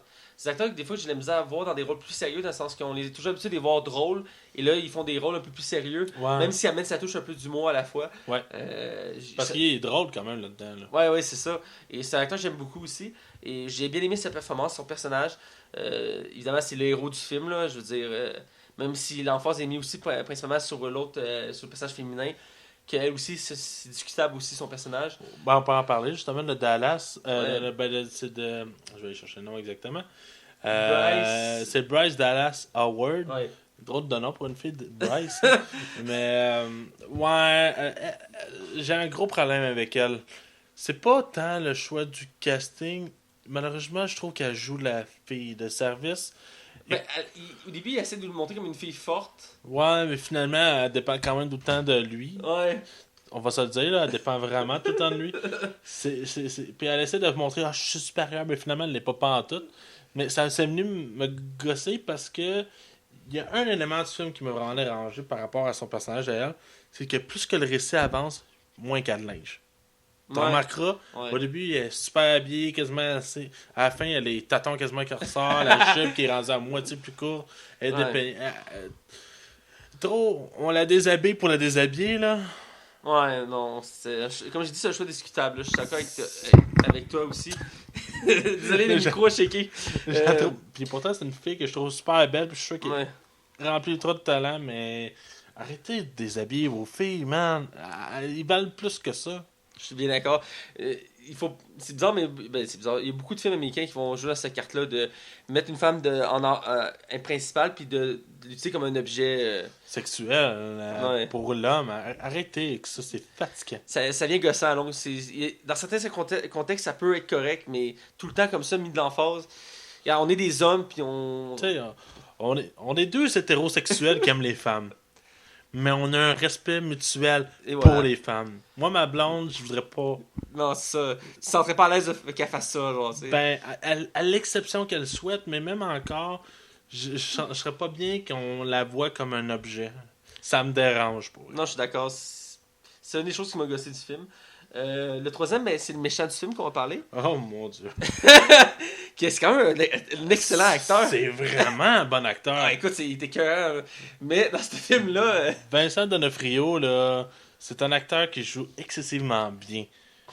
Mais pas dans Jurassic World. C'est épouvantable. Écoute. Mais il fallait un méchant pour que le film fonctionne. Ouais, à la limite, le chinois, il était correct, là. Écoute. C'est le méchant secondaire. Ben, méchant secondaire. C'est le bras droit du méchant, là. Oui, mais c'est. On va se le dire. Ah non, je garde ça pour la section spoiler, je vous tease. Mais j'ai vraiment quelque chose contre ce personnage-là qui est d'une médiocrité. Ok, avant que tu t'en passes, c'est bon, je reprends ça. Ah, c'est de la merde! Max, je m'en vais! Je vais te ressaisir avant qu'on dérape dans le non-spoiler. On va donner notre avis général et après on va être dans le spoiler pour que tu puisses te défouler comme un débile profond. C'est bon. Donc, en règle générale, qu'est-ce que tu as pensé du film? J'ai aimé, mais j'ai été déçu. Parfait. Toi? Je l'ai aimé et j'ai été déçu. Je sais pas si c'est au même degré, c'est rare qu'on ait au même degré d'opinion pour les films, mais je pense que... on va avoir la même note pour une fois. Ouais, je pense que ça va arriver, ouais. Donc, sans plus attendre, pour vraiment parler du film en profondeur, on va du côté spoil. Donc, et c'est parti. Et voilà. Attention, la section qui suit concerne les spoilers. Je répète, attention, la section qui suit concerne les spoilers. On est maintenant dans la direction spoilers. Et on va spoiler en masse parce que je pense qu'on a du stock à dire sur le fameux Jurassic World. Mathieu, moi je veux qu'on commence avec le plus bad des bad. C'est quoi ce que t'as pas aimé du film pour finir en une note positive? Ok. Ce que j'ai pas aimé du film, ben, on en a parlé tantôt, je pense qu'on va finir le teaser là, on va parler du méchant. Ouais. Que t'avais quelque chose à dire. Je vais te laisser commencer parce qu'après ça, je vais peut-être en avoir long à Le dire. méchant est joué par, comme on l'a dit, un très grand acteur. Et là, dans le film, pour mettre en contexte, c'est un militaire qui a pour ambition de servir des dinosaures comme armes à la guerre. Et là, il va comme venir gosser le parc pour s'approprier les dinosaures. Il va essayer de convaincre le personnage principal qui est joué par Chris Pratt de laisser ses dinosaures comme armes. Et, Ok, ben c'est là je m'en allais. c'est ça. Et il y a une scène qu'il se retrouve confronté aux dinosaures. Comment ça s'appelle les dinosaures? Les petits dinosaures? Le Raptor. Ouais, voilà. Il se retrouve confronté à eux. Il voit comme eux comme des armes tactiques. Je pense qu'ils tombent dans le cage, si je me rappelle bien. En fait, je me rappelle plus. Ouais, c'est Chris Pratt qui tombe dans la cage, ça se peut-tu? Ouais, C'est un employé qui tombe dans le cage, puis lui, Chris Pratt, il va dans le cage. Excusez-moi, j'ai la fameuse scène qui met sa main à gauche puis à droite, puis qui stoppe les Raptors. Là. Ouais. Ben écoute, ok, vas-y là. Non, je vois que tu es plus à t'ordonner, vas-y, je vais continuer après. Son asti de plan, c'est tellement de la merde. Je savais que t'allais dire ça. Sérieusement, il a dit mot pour mot dans le film, puis je me rappelle, j'ai fait, tu vois, ça. Ma blonde était comme, je pense que ouais. On met des raptors avec des caméras, avec des mitraillettes sur la tête. Il demande de faire ça avec les dinosaures. Ça a fait. Oui. Puis les envoyer en Afghanistan, je fais, attends une minute, là. Ton plan, c'est de crisser des caméras avec des mitraillettes à la tête des raptors. C'est ça ton plan? C'est-tu le plan de merde? Faut dire que c'est le premier but, dans le sens que le principe de créer des nouveaux dinosaures qui est autour du film. Parce qu'il va en faire un arbre. Mais là... Je me sens voir le raptor. Mais ça prend mal pour sa crédibilité de méchant, ça c'est vrai. Puis sa façon qu'il meurt. Bouffé. Le raptor descend en bas. Je sais même pas comment il a fait pour se rendre là. Puis il va te bouffer, puis on voit rien, puis on sait pas pourquoi, puis il n'y a rien changé à l'histoire. Il aurait pas été là, ça aurait rien changé au film pour vrai. Là. Ben, il cause un peu de marde là, dans le film, là, je veux dire. Comme quoi? Ben, c'est lui qui pousse l'accélération, dans le sens que quand le dinosaure, les dinosaures qu'ils ont créé s'échappent, c'est lui qui prend les choses en main, puis il commence à tout déstabiliser le parc. Puis il va faire amener l'armée, il va venir vider les labos. Il va mettre un peu de marde dans le parc. Dans le sens, je trouve qu'il va comme un peu pousser le chaos dans le parc. Je trouve volontairement, dans le sens qu'il veut s'approprier des dinosaures. En quelque sorte, il le fait à la fin parce que dans le fond, c'est teasé que le scientifique qui part avec. Les œufs, là. Ouais, les œufs, voilà. Mais est-ce que des fois, ça t'arrive d'écouter un film puis de poser une question? Ouais. Dire, t'as une minute, là. Tu sais, il y a un méga gros dinosaure dans l'eau, là, qui est super badass. Il est vraiment pas loin de la foule, là. On est d'accord? Ouais, on est d'accord. Et à la fin, il take le raptor qui est carrément très facile d'accès, là. Ouais. Ça veut dire que le petit requin pouvait sortir de l'aquarium n'importe quand pour faire la foule, right? Ouais. C'est-tu moi, ou... Max, t'es trop intelligent pour ce genre de film-là. Non, mais j'ai eu la réflexion. Moi, pour vrai, à la fin, là, la scène, je saute tout de suite à la fin, la scène avec les dinosaures, je pensais que le raptor, il allait parler à la fin. Ça regardait avec de l'émotion. C'est comme, t'es sérieux, là? On revenait à la fin tantôt, mais pour le poisson, quand je l'ai écouté, j'ai pensé à la même chose. Je me suis dit, à la fin, quand il pogne, tu te dis, ok, mais il aurait pu faire ça n'importe quand. C'est ça, il était dangereux déjà. C'est un peu le défaut. Mais tu sais, il y a plusieurs défauts à ce film-là. Je veux dire, ils ont essayé de faire un parc crédible, mais en même temps, faire un parc crédible de dinosaures. Ah oui. Moi, écoute, une des phrases les plus catchy qui m'a fait rire dans la salle, puis que c'était pas volontaire, là, c'est quand, ouais, il se camoufle. Comment ça? Il possède de l'ADN de grenouille. Oui! L'ADN de grenouille? Mais pourquoi vous avez écrit ça de l'ADN de grenouille? Je pense, on va revenir tout de suite à ça, c'est le dinosaure qu'on crée. C'est une espèce de mélange de plusieurs dinosaures pour en créer l'ultime. Et ils ont mis plusieurs capacités comme. Ben oui, mais c'est pas Bright. C'est pas On vrai. le met le plus dangereux possible. Je sais que c'est une méchant qui veut ça. Ouais. Mais pourquoi? C'est pas clair. Hein? Ben, il dit qu'il veut en créer l'arme ultime. À un moment donné, il mentionne. Il dit qu'il veut créer une arme qui va permettre de gagner toutes les guerres, un truc du genre. Mais ça, mettons, ça se passe en Afghanistan, t'as des Afghans qui regardent, Christian, c'est quoi ça? En fait, s'il le voit parce qu'il peut se rendre invisible. Ah oui, c'est vrai, il y a de l'ADN de grenouille. Puis en plus, c'est l'excuse que le scientifique sort pour expliquer pourquoi on le voit pas. Ben oui, c'est comme. Puis le gars, il fait, pourquoi t'as mis de l'ADN de grenouille? Ils disent, oh, c'est juste pour stabiliser les gènes. Ouais, c'est ça. Mais C'est- retournement de situation. Mais tu sais, en même temps, c'est aussi le méchant du film aussi, c'est ce dinosaure-là qui va foutre la marde dans le parc parce que vu qu'il était. C'est le. Il scrape le parc ben raide, là. Ah oui, parce qu'il est pas arrêtable, là. Les autorités essaient de l'arrêter, tout ça.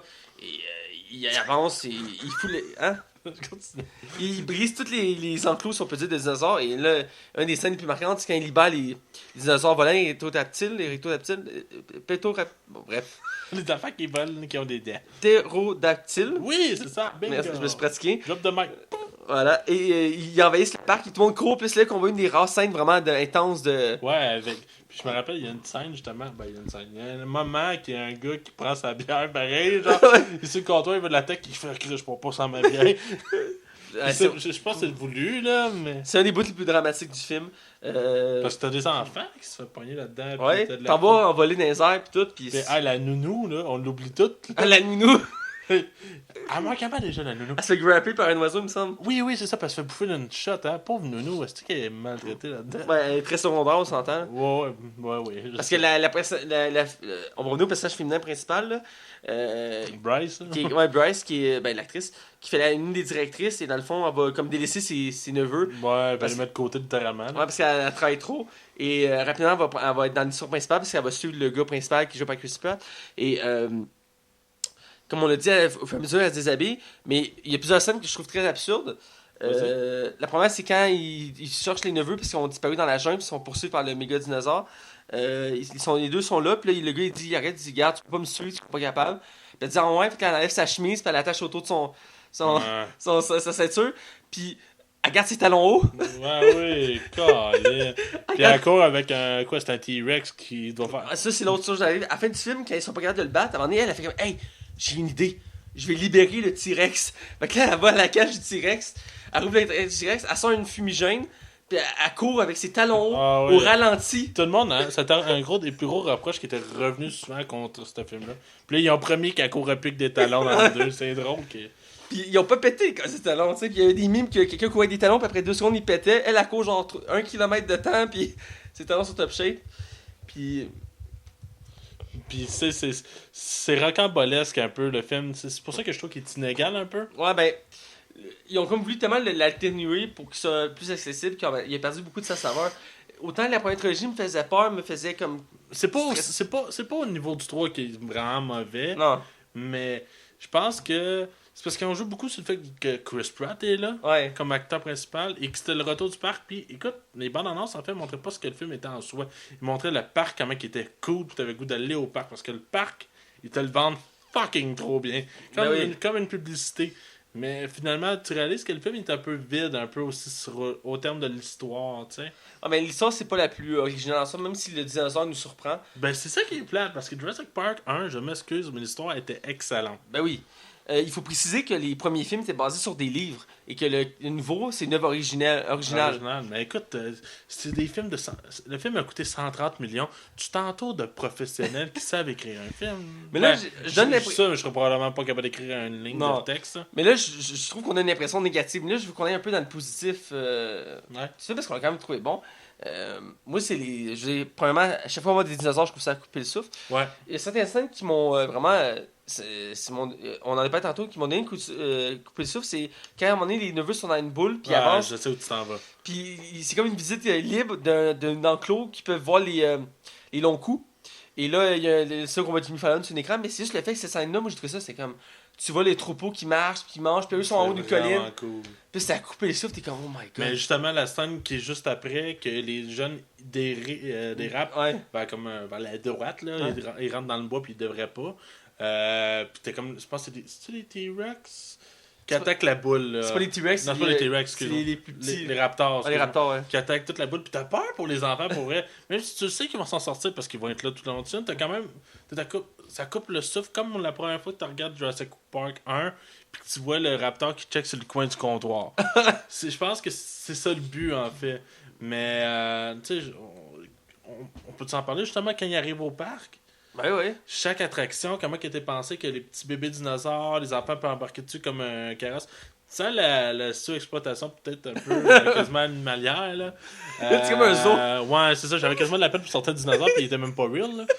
Mais il y a Ouais. beaucoup de clins d'œil quand même à la première trilogie, surtout le 1, là, avec la banderole quand ils vont dans... Ouais, ben à un moment donné, il y a une scène qui se retrouve dans l'ancienne. Ben en fait, ce qu'on apprend finalement, c'est qu'ils ont pris la même. Non, en fait, ils prennent la même île parce qu'ils se retrouvent dans l'ancienne. Ouais, c'est vrai quand tu repenses. C'est qu'ils ont pris l'autre côté de l'île, qui ont fait le parc là. Ouais. Mais à un moment donné, ils se retrouvent d'un côté où il y a l'ancien parc, puis là, ils voient l'ancien logo, l'ancien Jeep. Et ça montre un clin d'œil à l'ancienne saga.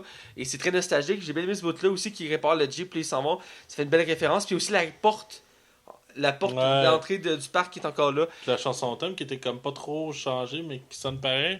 Non, sérieusement... Puis, qu'est-ce que je dis déjà? Autant que les trois. La première trilogie, chaque film mettait un dinosaure comme méchant principal. Dans le sens que le premier film, c'est le T-Rex. J'ai un blanc pour le deuxième. Le dernier, c'est comme un dinosaure qui ressemblait au T-Rex, mais genre comme un afro dans le dos. Là.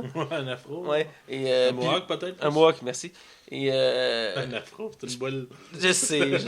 Et là, je sais qu'il n'y a pas un million de dinosaures qui existent, mais là, le fait de créer un autre dinosaure, ils voulaient partir sur une autre style. Et, mais je sais pas ce que tu as pensé du fait de vouloir partir d'une nouvelle dimension des dinosaures. Je trouvais ça intéressant pour vrai parce que c'est un potentiel immense. Puis le but d'un parc de dinosaures, c'est déjà cool à la base. Ouais. C'est d'où le nom Jurassic Park. Là. C'était vraiment, je pense que c'était un beau filon à exploiter. Par exemple, c'est sûr que le film, comme on disait, il est inégal. Mais je pense que c'est un thème qui peut vraiment être. Je sens qu'ils peuvent l'en faire. Ils pourraient tourner longtemps sur cette formule-là. Parce que moi, je suis toujours intrigué de voir comment ils vont ramener les dinosaures dans un parc. Ben là, ils sont passés pour une trilogie et. J'espère que le deuxième soit peut-être supérieur au niveau scénaristique. Mais j'avais entendu dire, entre autres, qu'il voulait faire un Jurassic World, mais du Don't World, c'est dans le sens qu'il voulait que ça recouvre la planète, dans le sens qu'il y aurait comme une apocalypse. Ben, la base de Jurassic World, c'était ça, c'est que les dinosaures avaient repris le contrôle de la planète Terre. Ouais, c'est ça. Et je pense qu'il veut se rediriger vers ça, c'est ce que j'ai lu, mais ça se peut que ça change tout le Parce temps. que le Raptor, il nage pas vite. Ouais, mais il y a des dinosaures qui sont dans l'eau, hein. Ouais, c'est ça.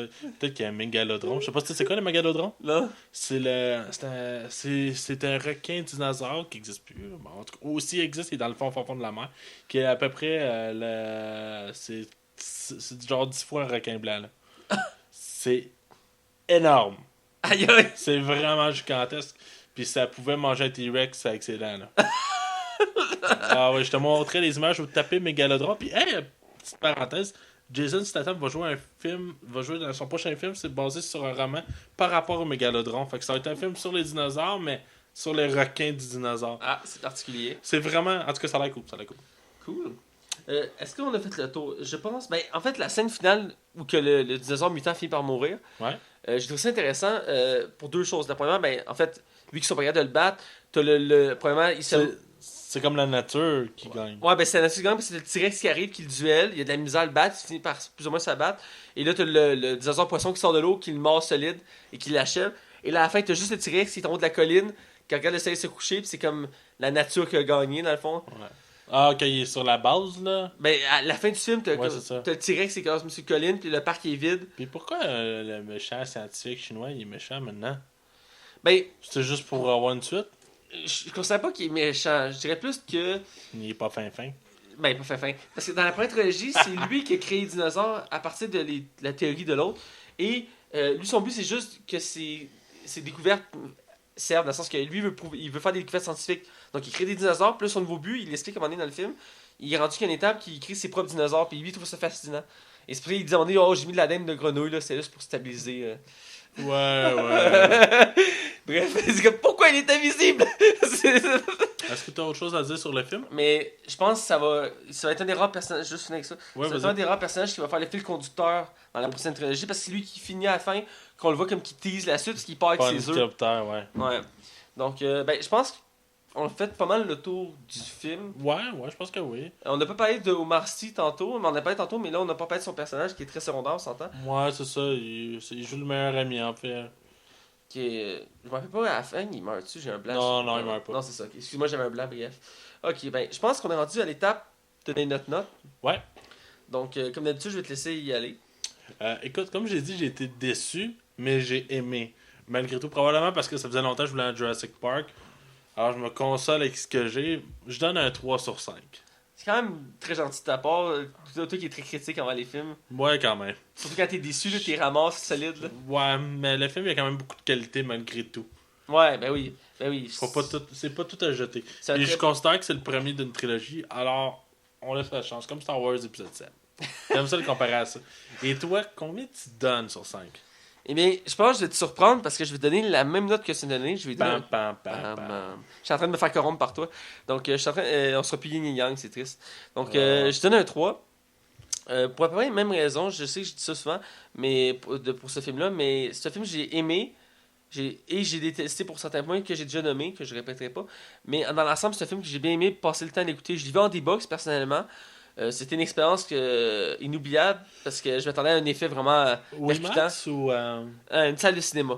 comme le ok, ouais. Au D-Box, ça s'appelle. Là. Oh, je connais. Et- Je sors des fois de chez nous. Ah ouais? Ah, Ouais. c'est bien, continue comme ça.